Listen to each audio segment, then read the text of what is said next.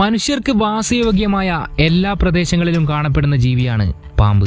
പല ഗണത്തിലും രൂപത്തിലും നിറത്തിലുമുള്ള പാമ്പുകൾ എല്ലാ കരകളിലും മനുഷ്യർക്ക് ഭയം സൃഷ്ടിച്ചുകൊണ്ട് ജീവിക്കുന്നുണ്ട്.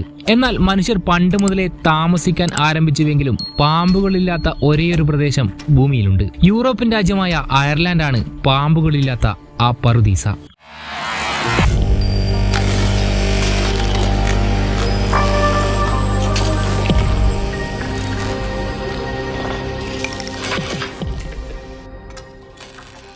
എന്തുകൊണ്ടായിരിക്കും ഇവിടെ പാമ്പുകളില്ലാത്തത് എന്ന ചോദ്യത്തിന് പഴമക്കാർ നൽകുന്ന ഉത്തരം ഇങ്ങനെയാണ്. പാട്രിക് പുണ്യാളൻ പാമ്പുകളെ അയർലാൻഡിൽ നിന്ന് കുടിയിറക്കി സമുദ്രത്തിലേക്ക് പായിച്ചുവെന്നാണ് ഇവരുടെ വിശ്വാസം. പുണ്യാളന്റെ ആ പ്രവൃത്തിയോടെ പാമ്പുകൾക്ക് വിലക്കപ്പെട്ട പ്രദേശമായി അയർലാൻഡ് മാറിയെന്നും ഒരു വിഭാഗം വിശ്വസിക്കുന്നു.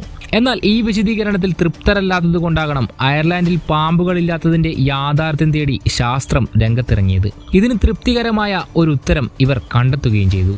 അയർലാൻഡിലെ പാമ്പുകൾ എവിടെയും പോയതല്ല എന്നും അയർലാൻഡിൽ ഒരു കാലത്തും പാമ്പുകൾ ഉണ്ടായിരുന്നില്ലെന്നുമാണ് ശാസ്ത്രജ്ഞർ കണ്ടെത്തിയത്. ഏതാണ്ട് 100 ദശലക്ഷം വർഷങ്ങൾക്ക് മുൻപ് പാമ്പുകൾ ഭൂമിയിൽ ആവിർഭവിച്ചപ്പോൾ ഗോണ്ട്വാന ലാൻഡ് എന്ന ഒറ്റ വൻകരയായിരുന്നു ഉണ്ടായിരുന്നത്.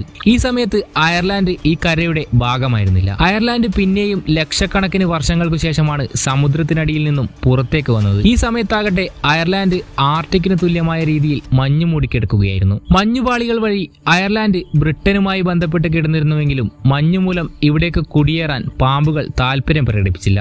അയർലാൻഡിൽ നിന്ന് മഞ്ഞ് പൂർണ്ണമായും ഇല്ലാതാകുന്നത് 15,000 വർഷങ്ങൾക്ക് മുൻപാണ്.